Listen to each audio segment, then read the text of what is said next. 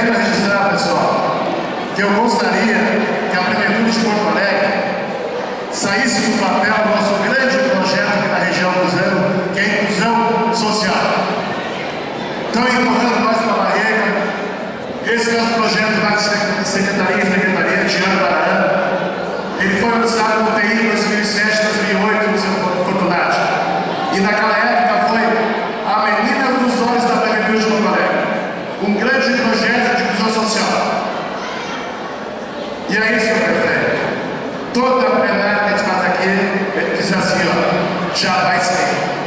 Já vai sair. Enquanto isso, o crime organizado está pegando lá no soldado. A gente quer inclusão social, curso de capacitação. A gente quer inclusão para mercado de trabalho, de qualificação para nossos jovens.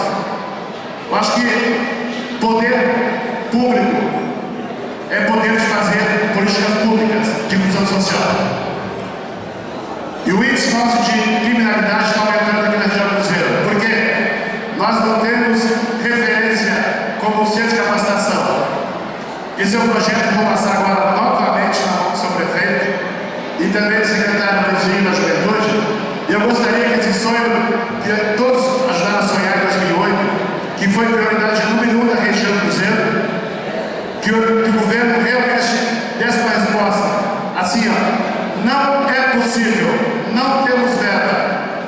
Ou então, faça, que nós, os jovens, a gente não pode perder mais um. Muito obrigado.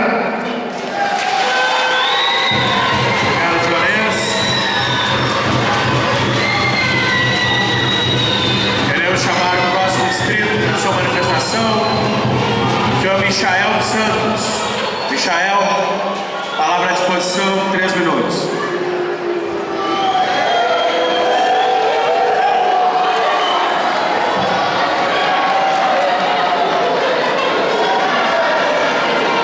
Boa noite, prefeito, boa noite, senhora secretária, secretários.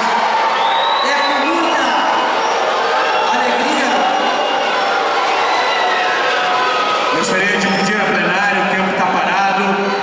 Gostaria de pedir à plenária que, de forma